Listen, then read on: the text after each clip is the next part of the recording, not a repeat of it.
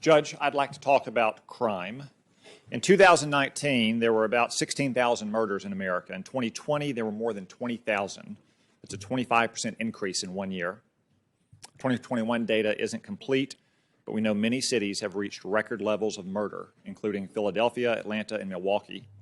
At the same time, the prison population has decreased by about 14%, in part from pandemic policies, but also from fewer prosecutions and weaker sentencings. I think it's safe to say that there's a surge in crime, especially violent crime and murder across America. You have noted that some members of your family have law enforcement backgrounds, and I honor them and thank them for their service. Does the United States need more police or fewer police?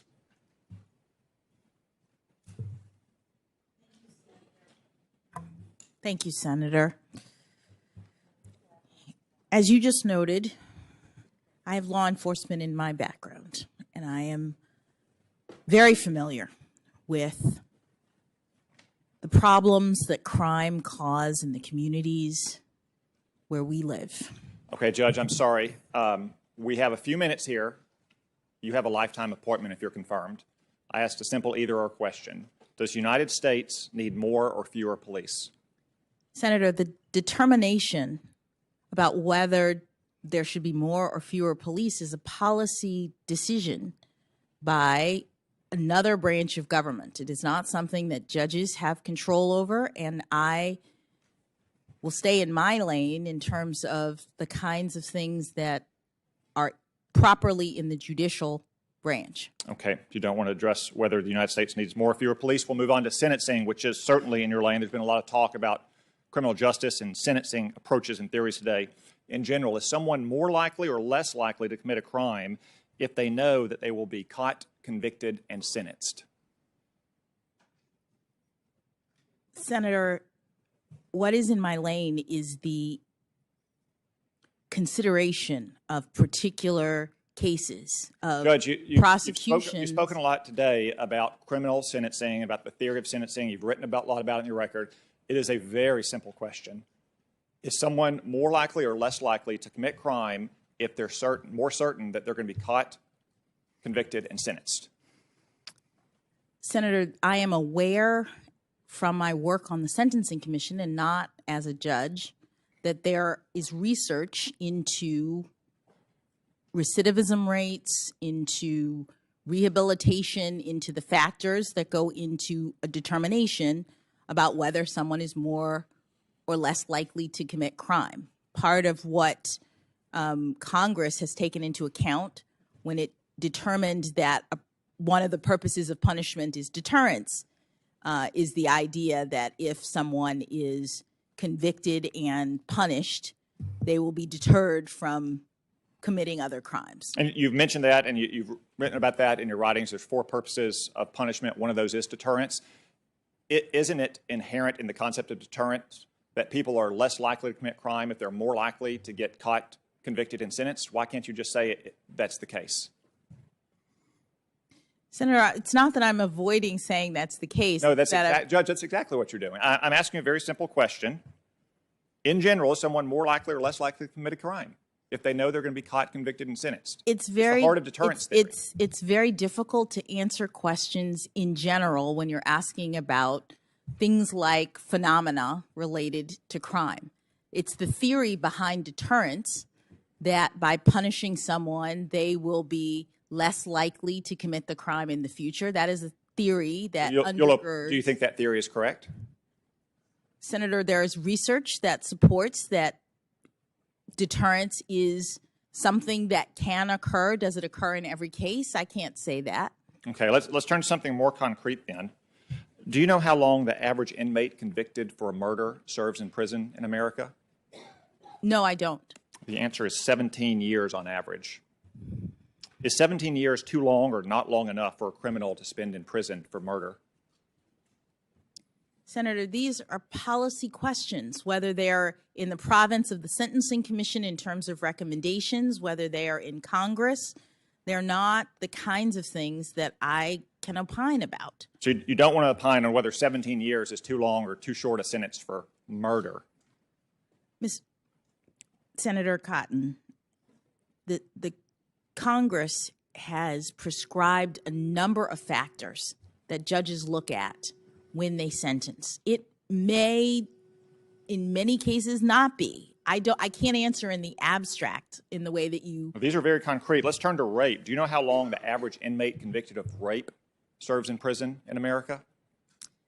Well, Senator, rape is not a crime in the federal system that I'm familiar with working with, so I don't know. It's 7.2 months. Do you think 7.2 months is too long or too short for someone convicted of rape to be sentenced to prison? Senator, that's a policy question about the egregious crime of rape, and Congress has said that the court is supposed to take into account a number of factors when it sentences. Okay. I can't answer in the abstract. Well, Judge, these are not abstract. These are very concrete. And remember, these are just the length of sentence if you're caught, convicted, and sentenced. Let's look at cases in which people are never caught. As I said, in 2020, murders increased by the fastest rate ever in the United States. Do you know what percentage of murders are solved in America? Majority of cases. I do not, Senator. The answer is about half, 54% in 2020. Do you think we should catch and imprison more murderers or fewer murderers? Well, Senator, it's very important that people be held accountable for their crimes. So that is a fundamental tenet of the rule of law. So is that a yes, we should catch more murderers, specifically the 46% of murderers who get away with it? Senator, I'm not, to the extent you're asking about enforcement or law enforcement, those... Judge, it's a very simple and common sense question. 46% of all murders go unsolved. Should we catch more of those murderers or should we catch fewer of them? Senator, we should hold people accountable for their crimes. And so if people are not being held accountable, then that is a problem. Let's turn to assaults. Do you know how many assaults were solved in this country in 2020? No, Senator. 44%. So 56% of all assault victims did not receive justice. Do you think we should catch and imprison more criminals who commit assault against innocent people or fewer?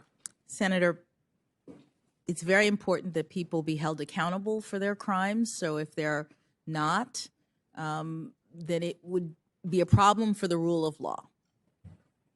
Let's look at sexual assault and rape. Do you know what percentage of sexual assaults and rapes go unsolved in this country? I do not, Senator. 77%, more than 3/4 of all sexual assaults and rapes go unsolved. Do you think we should catch and imprison more rapists and sex criminals or fewer? Senator, one of my two uncles was a detective in a sexual crimes and battery unit.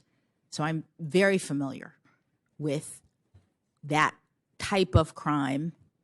It's a horrible type of crime, as are all of these that you are articulating. And it is important for people to be held accountable for criminal behavior. It's fundamental to the rule of law. Okay. So in 2020 alone, well over 1 million violent crimes went unsolved in America. Do you think we imprison too many violent criminals or not enough?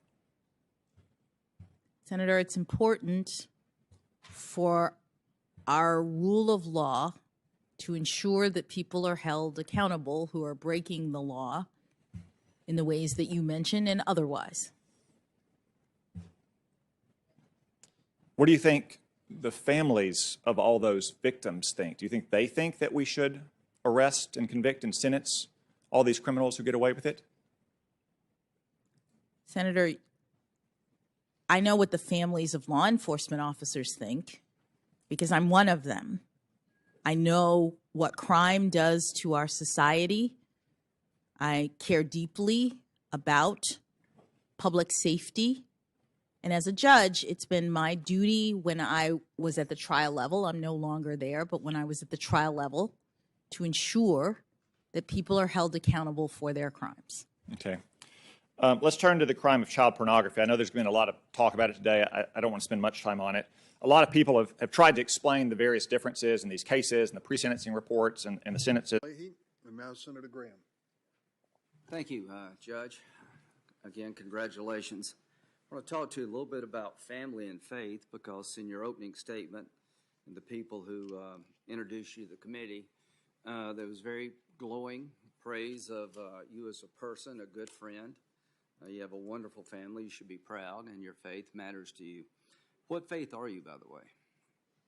Senator, I am Protestant, Okay. non-denominational. Okay. Could you fairly judge a Catholic? Senator, I have a record of I think the fairly answer would be yes. judging everyone. I believe you can. I'm just asking this question because how important is your faith to you? Senator, personally, my faith is very important.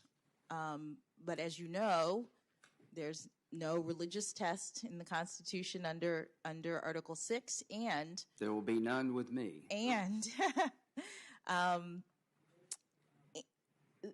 It's very important to set aside one's personal views Yeah. about things in the role of a judge. I couldn't agree with you more, and I believe you can.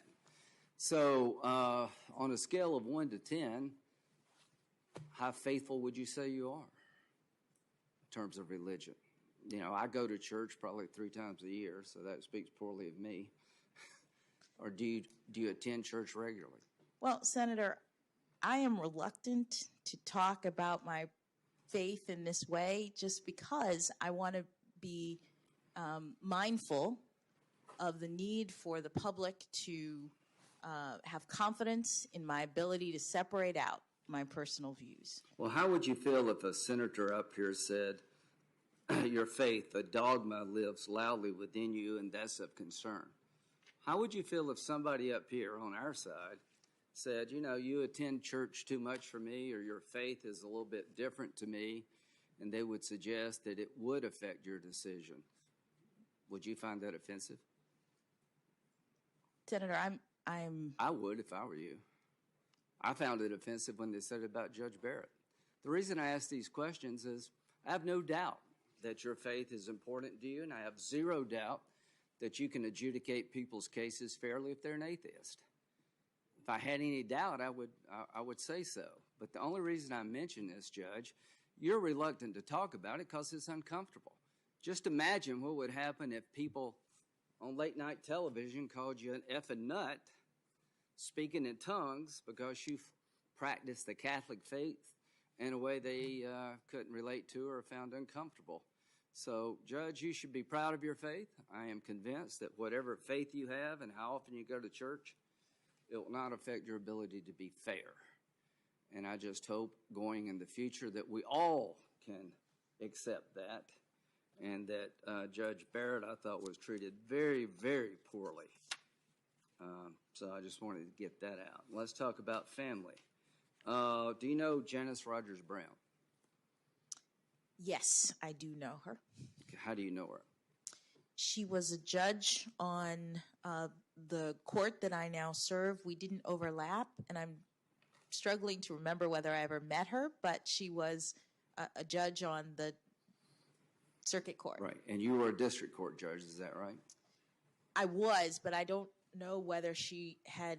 I think you were. Retired Are they in the time. same building? They are in the same building. Okay. They are. So you really don't know her? I know of her. Yes. Okay. What do you know of her? What's her reputation? I know that she's a very well-respected judge on my circuit. Okay. And in terms of family, she was the daughter and granddaughter of sharecroppers. She was raised in Alabama under Jim Crow. Despite this adversity, she put herself through law school as a single working mother. That's pretty impressive, isn't it? Yes, Senator. Your background is very impressive. You seem to have a great family. If family mattered, we would not have done to her what was done to her here in the United States Senate. Do you realize that she was filibustered for 2 years when she was appointed to the D.C. Circuit? I didn't know that. Did you know that Joe Biden actively filibustered Janice Rogers Brown? I did not know that. Did you know that he told Face the Nation if Bush nominates her for the Supreme Court, I can assure you that would be a very, very, very difficult fight, and she probably would be filibustered. Is that news to you, too? Yes. Okay. Now that you know that, how do you feel about it? Senator, I can't speak to something that I just learned 2 seconds ago in your Okay, fair enough. conversation with me. Fair enough. You're in the Black Law School Society, right? At The Harvard? Black Law Students Association. Okay, Black Law Student Association. Yes. You're a member at Harvard. Yes. And in sometime, the Mr. Jeffries thing, do you remember that whole dust up? He got, Only in preparation for this, and I think I was in college at the time. It was my senior year of college. okay, so you weren't actually in the group when he was invited to speak? I don't know which group invited him to speak. I was a black student at Harvard, both in the Harvard undergraduate Black Students Association and the Harvard Law School Black Right. Students Association. Do you remember going to a speech given by Mr. Jeffries? I think he's the uncle of Akeem Jeffries. I did not go to a speech Okay. given by Mr. Jeffries. Are you now familiar with the press reports about what Mr. Jeffries' views are? Just in preparation for this. Okay, and do you associate yourself with those views? I do not, Senator. As a matter of fact, he's been called by many as very anti-Semitic. He called Jews skunk who stink up the place. You don't agree with that, do you? I do not, Senator. And it would be wrong for me or anybody else to hold his statement against you because he spoke at some group you're a member of, right? Senator, I don't have. Yes, it. It would be. Yeah, that's right. That's the right answer. I thought that was the right answer with Judge Alito. When they made a big deal about some group he was in that had views that he didn't agree with and tried to call him basically a racist, and found out that Senator Kennedy, God rest his soul, who beat the crap out of the guy for being part of some supper club that was actually in some organization called the OWL that didn't admit women. So I guess the reason I'm bringing all this up is it gives me a chance to remind this committee in America there are two standards going on here. If you're an African-American conservative woman, you're fair game to have your life turned upside down, to be filibustered no matter how qualified you are. And if you express your faith as a conservative, all of a sudden you're an effing nut. And we're tired of it. And it's not going to happen to you. But it just appalls me that we can have such a system in America, that if a conservative woman wants to stand out and say, I love my family just as much as you love yours, and my faith means just as much to me as it does you, that all of a sudden there comes some kind of weirdo. A guy like Justice Alito, who's in the same type situation you're in, being in a group, doesn't agree with everything they do or what people may say at a meeting he didn't go to, all of a sudden they own it. You know, this stuff needs to stop. Our people deserve better respect, and I hope when this is over, people will say you were at least well treated, even if we don't agree with you. So now let's talk about Gitmo. Being a public defender, did you consider that rewarding? Senator, yes, I did, because public service is very important to me. It is an important family value. It is something that now I've dedicated my career to. Yes. And do you think it's important to the system that everybody be represented? Absolutely. It's a core constitutional value. You'll get no complaint from me. That was my job in the Air Force. I was a area defense counsel. I represented anybody that came in the door, whether I liked them or not. I did my best. Is that what you did? Yes, sir. Okay, good. Now, so the American people deserve a system where everybody's represented, where you like them or not, and anybody that takes up that cause, no problem with me. You're just doing your job, and I think you make our country stronger. But there's the other side of the story that never gets mentioned when I talk about Gitmo. The American people deserve a system that can keep terrorists off the battlefield. They deserve a system that understands the difference between being at war and a crime. Do you consider 9/11, you said, a terrible, tragic event? Would you consider it an act of war? Yes, Senator. Okay, I would too. I think it was an act of war by Al Qaeda and associated groups against the people of the United States.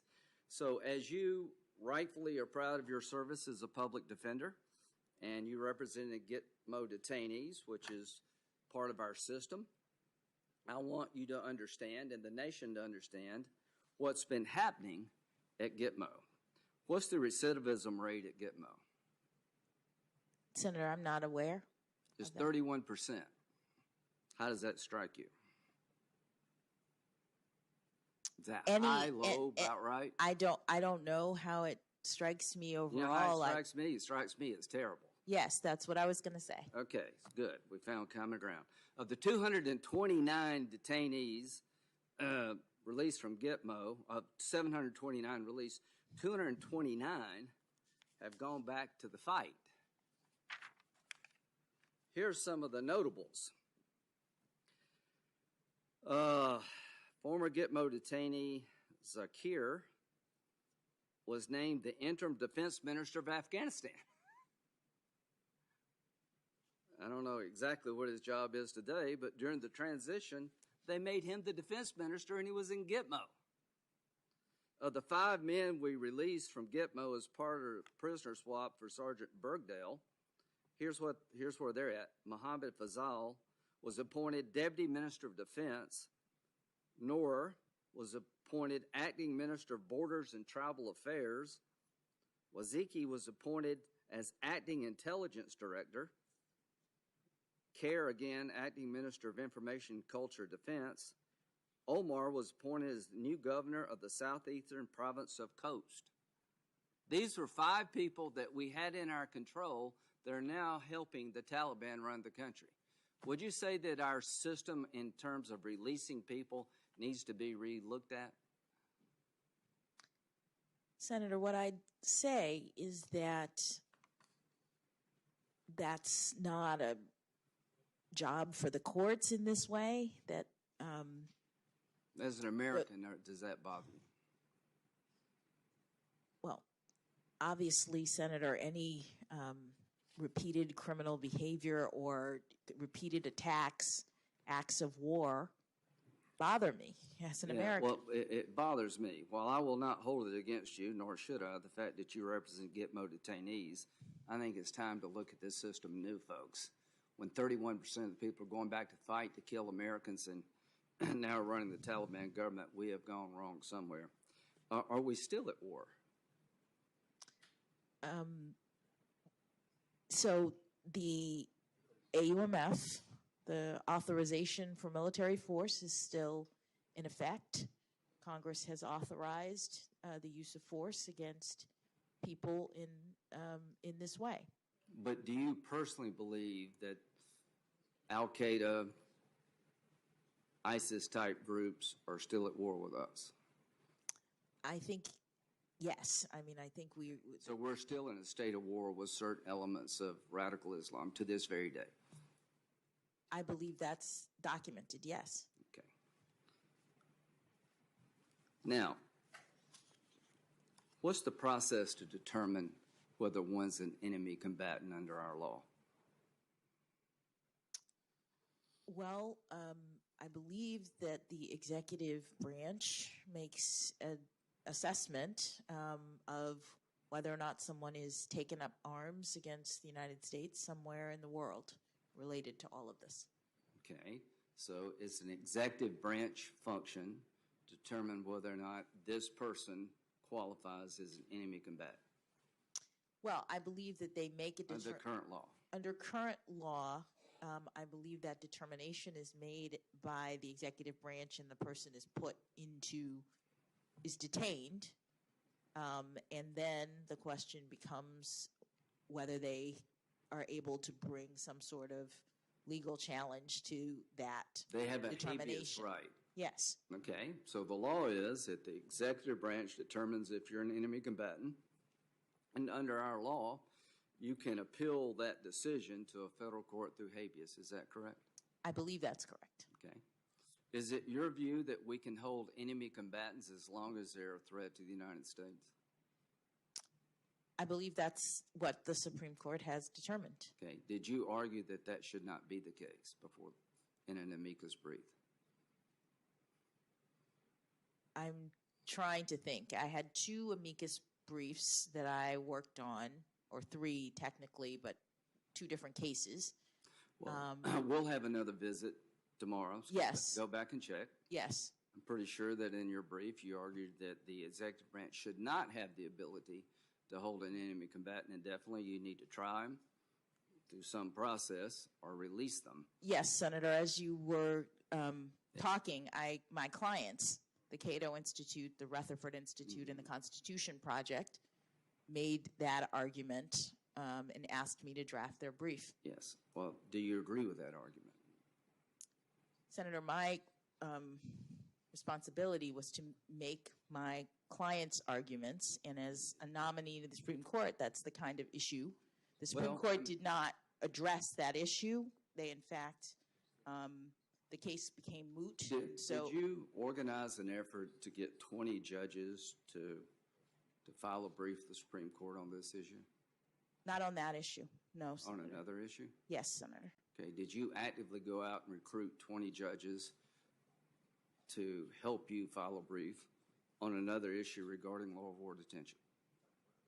Not technically. What do you mean by that? What I mean is that I was at Morrison and Forster, which was my law firm, in the Supreme Court and Appellate Group. One of the partners at Morrison and Forster was a former federal judge who wanted to make this argument and who said, I have former federal judges who are friends of mine who would like to join with me to make this argument.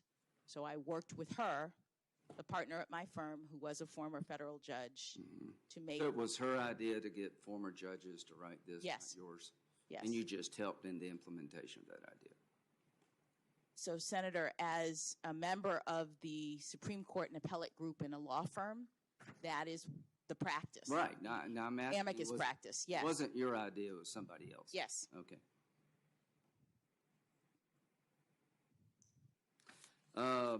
So now, there are people still held at Gitmo today. Do you understand that? Yes. Okay. What system is in place regarding their future? I am not aware of the system right now. I'm not sure exactly what you mean. Let me tell you what it is. Yes. There's a periodic review process made up of an interagency where they go through the files of these folks and they determine whether or not they still present a threat to the United States or the world at large. And I think it's 6 months, maybe a year.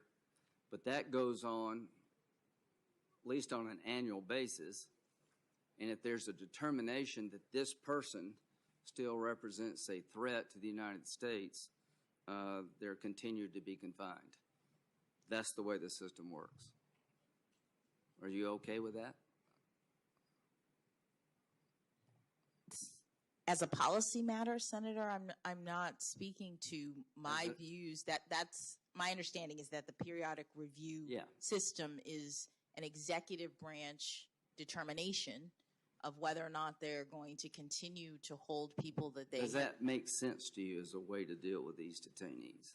Senator, I'm not in a position to speak to the policy or the discretion of the executive branch regarding how they're going to handle detainees. The reason I mention it is because in one of the briefs you argued that the executive branch doesn't have that option.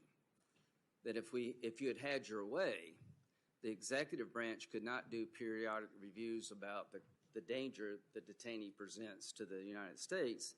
They would have to make a decision of trying them or releasing them. Is that not accurate? Respectfully, Senator, it was not my argument. I was filing an amicus brief on behalf of clients, including the Rutherford Institute, the Cato Institute and the Constitution Project, who When you sign on to a brief, does it not become your argument?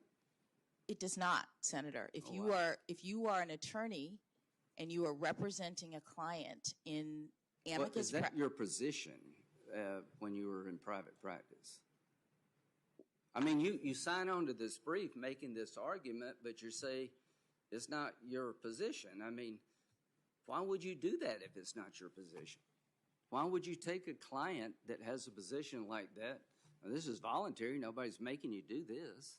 Oh, Senator, I would refer you to the same sorts of statements that Chief Justice Roberts made when he came before the committee, which is that lawyers represent clients. I get that. I'm not holding the client's views against you. The people you represent at Gitmo, they deserve representation. But this is a amicus brief where you and other people try to persuade the court to change policy. The policy I described is a periodic review. If the court had taken the position argued in the brief that you signed upon, we'd have to release these people or try them, and some of them, the evidence we can't disclose because it's classified. You're putting America in an untenable position. This is not the way you fight a war. If you tried to do this in World War II, they'd run you out of town. We hold enemy combatants as long as they're a threat. There's no magic passage of time that you got to let them go. So my question is very simple. Do you support the idea, did you support then the idea that indefinite detention of an enemy combatant is unlawful? Respectfully, Senator, when you are an attorney and you have clients who come to you, whether they pay or not, you represent their positions before the court. I'm sure everybody at Gitmo wants out. No, I got that. This is an amicus brief, and I just don't understand what you're saying, quite frankly. I'm not holding it against you because you represented a legal position I disagree with. I mean, that happens all the time. I'm just trying to understand what made you join this cause. And you say somebody hired you, but did you feel okay in adopting that cause? I mean, when you signed on to the brief, were you not advocating that position to the court? Senator, as a judge now, in order to determine the lawfulness or unlawfulness of any particular issue, I need to receive briefs and information making positions on all sides. No, I got what a judge is all about. Listen, I'm not asking you to decide the case in front of me right here. I'm asking me to explain a position you took as a lawyer regarding the law of war, and I am beyond confused. I know what you said in your brief. Whether I agree with it or not, it's not the point. I just want you to understand that it's important for all of us to know where you were coming from. If that brief had been accepted by the court, it would be impossible for us to fight this war. Because there's some people going to die in jail in Gitmo and never go to trial for a lot of good reasons. Because the evidence against them is so sensitive, we can't disclose it to the public. That we're not charging them with a crime. What we're doing is saying that you engaged in hostile activities against the United States, that you are an enemy combatant under our law, and you will never be released as long as you're a danger until the war is over or you're no longer a danger.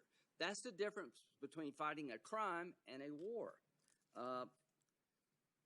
Did you ever accuse in one of your habeas petitions the government of acting as war criminals for holding the detainees? That the holding of the detainees by our government, that we were acting as war criminals.